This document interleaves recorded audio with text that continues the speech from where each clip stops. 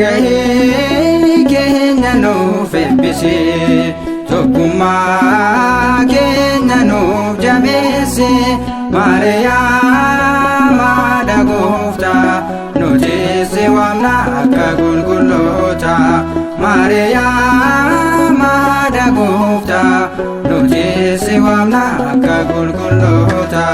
walgahii keenya nuuf eebbisi tokkummaa keenya nuuf jabeessi Maariyaam haadha Gooftaa nuti si waamna akka qulqulloota Maariyaam haadha Gooftaa nuti si waamna akka qulqulloota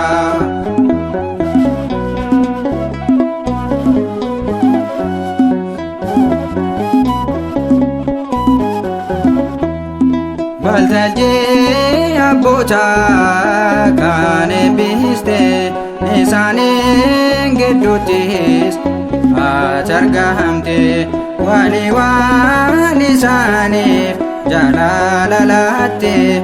isa jaalatamaa mucaa kee waamte waan isaaniif jaalala laatte isa jaalatamaa mucaa kee waamte walgahii keenya nuuf eebbisi tokkummaa keenya nuuf jabeessi Maariyaam haadha Gooftaa nuti si waamna akka qulqulloota Maariyaam haadha Gooftaa nuti si waamna akka qulqulloota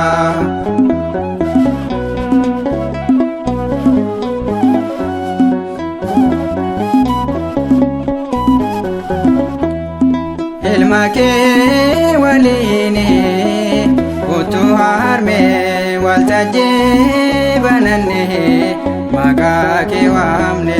furtuu rakkoo keenya siin jenne nuti hin jiraannu Maariyaam si gaanne furtuu rakkoo keenya siin jenne nuti hin jiraannu Maariyaam si gaanne walgahii keenya nuuf eebbisi tokkummaa keenya nuuf jabeessi Maariyaam haadha Gooftaa nuti si waamna akka qulqulloota Maariyaam haadha Gooftaa nuti si waamna akka qulqulloota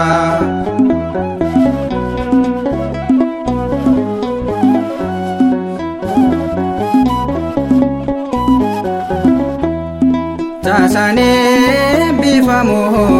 namni sin qabne kabajaadhumaa kan siif hin laanne nuti si waamna akka eebbifamnu firiin kee qoricha kan sirraa nyaannu nuti si waamna akka eebbifamnu firiin kee qoricha kan sirraa nyaannu walgahii keenya nuuf eebbisi tokkummaa keenya nuuf jabeessi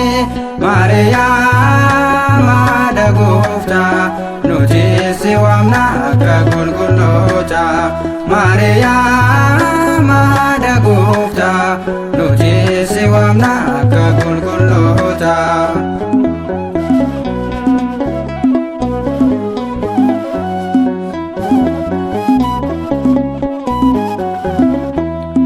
bakka ati jirtutti nagaan jiraata buddeena jireenyaa situ nuuf laata akkoolee Haaruunii miidhagduu lalistu yaa haadha Waaqayyoo Maariyaam nuuf kottu akkoolee Haaruunii miidhagduu lalistu yaa haadha Waaqayyoo Maariyaam nuuf kottu walgahii keenya nuuf eebbisi tokkummaa keenya nuuf jabeessi Maariyaam haadha gooftaa nuti si waamna akka qulqulloota Maariyaam haadha gooftaa nuti si waamna akka qulqulloota walgahii keenya nuuf eebbisi tokkummaa keenya nuuf jabeessi Maariyaam haadha gooftaa nuti si waamna akka qulqulloota Maariyaam haadha gooftaa nuti si waamna